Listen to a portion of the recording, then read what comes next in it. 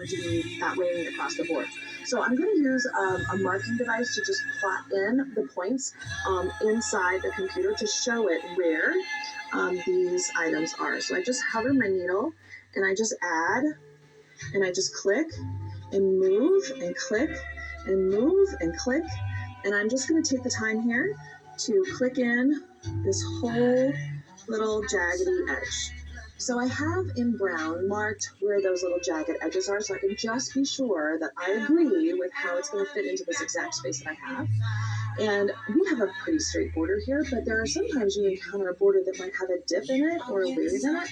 And so you can also show the computer where that slight change in width is, and it can compress the design ever so slightly so that it still fits in that space appropriately, but you're compensating for some of the wonkiness that might be in that outside border. You have sewn it perfectly straight. Right. The smart computer can kind of fix it for you. Can make you look all fancy, even though you didn't sew it straight. All right, so let's do this and see how it looks.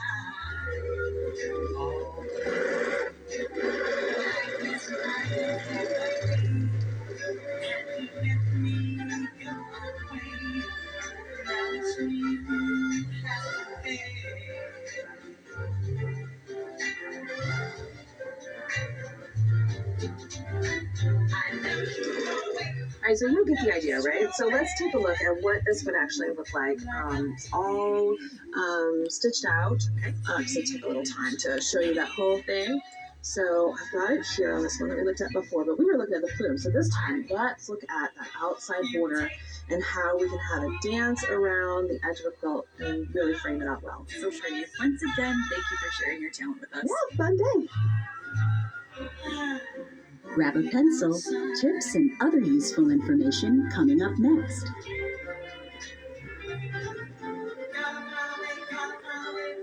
Here's a good planning tip from Louise Wolf of Hephzibah, Georgia.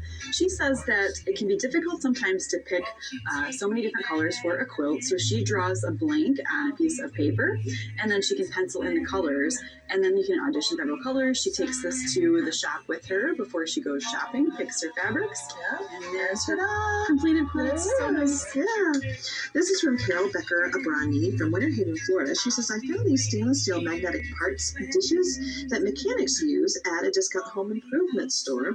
I place my pins in one, seam ripper and different feet in another, and then she says, whoops, if the dish falls over on the carpet, the bottom is magnetic. She just hovers the dish over the pins. They get picked up in a jiffy.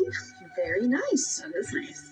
Okay, Sandra Murphy of Midland, Michigan says that she has a huge quilting magazine collection and her sewing room has gotten a bit too crowded. So she's going through each magazine, tearing out the patterns she likes, punches holes in them, and then she can put them in a 3-ring binder and just kind of stay organized.